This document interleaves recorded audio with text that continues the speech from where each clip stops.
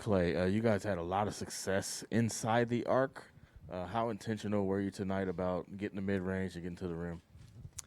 I don't think we were necessarily intentional. I think it just kind of happens because team's just going to run us off the three-point line. And this time of year, Steve always harps on it, that mid-range jumper is going to be there.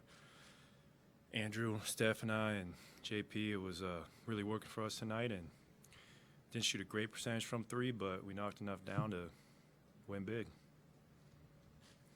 Klay, how would you sort of convey the way you guys played defensively? Obviously, it started with Wiggins on Luka, but beyond that, it seems like none of their players were able to get going and really get many open shots. What sort of keyed that for you guys? I think our length, and started with Andrew.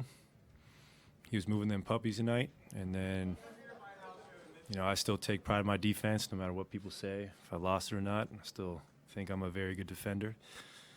And then Steph's in the lanes. Obviously, Draymond, we can count on him every night on that side of the ball. But I just think our ball pressure and our help defense was spectacular tonight.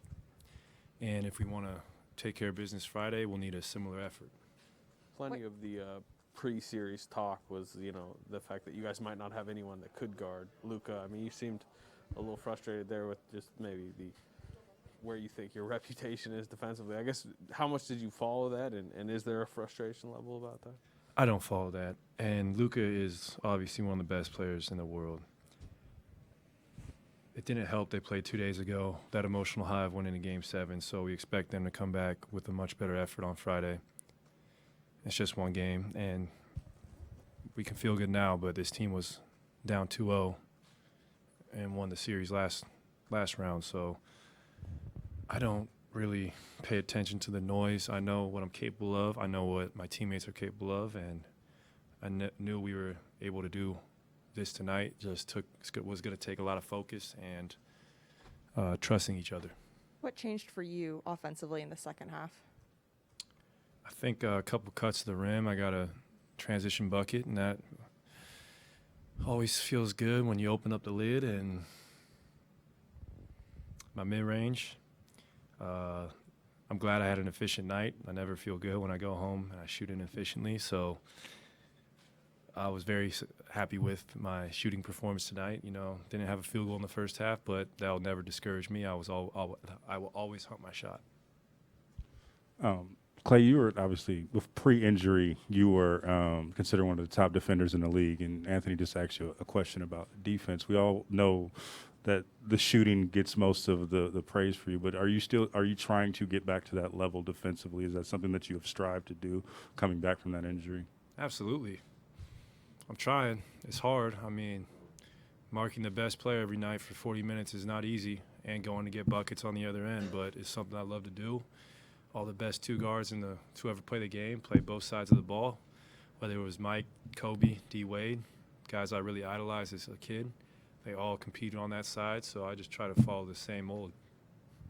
Hey, Klay, as you guys were watching Game 7 together, how much emphasis was placed on, all right, the key to us winning this series is on the defensive end, and, what did Wiggins say, or what did you guys say to Wiggins as you guys watched that game together? I don't think we said anything to Andrew. I think we just expect him to play hard every night, and he just doesn't seem to get tired. Luka got some good looks tonight, but I thought he did a great job on him. And, the great – thanks, Siri. Great ones always bounce back, so we expect him to have a better effort on Friday as well as their whole team. But we are going to still stay hungry and expect to play similar ball on Friday. That's our identity, is being able to stop teams and push the pace. You alluded to what I was going to ask you next, which is what makes Andrew a special two-way player when he's being assertive and aggressive like he was on offense while also going up against a talent like Luka? That's why he was the number one pick. You can't teach that athleticism. You can't teach that length. You can't teach his timing. He is I'm just happy the world's getting to see who he really is, and that's an incredible wing player, and he will be like this for the next 10 years. Just a follow-up to that one. It feels like every stage that Wiggins has been on. He's kind of like upped his game. Have you noticed that? And what do you think it is that he's been able to like, reach another notch? I think him being here, he's allowed to be himself. Luckily for all of us, we don't have to shoulder the load anything crazy because we have so many great talented players. It could be somebody's night and the ball will find them. But Andrew was incredible tonight. I can't say enough good things about him. He makes my job so much easier. I don't have to check the best player every night and again, especially for what I've been through. It's a nice change of pace, but he just doesn't seem to get tired, and his outside shot is also greatly improved, and he's just coming into his own.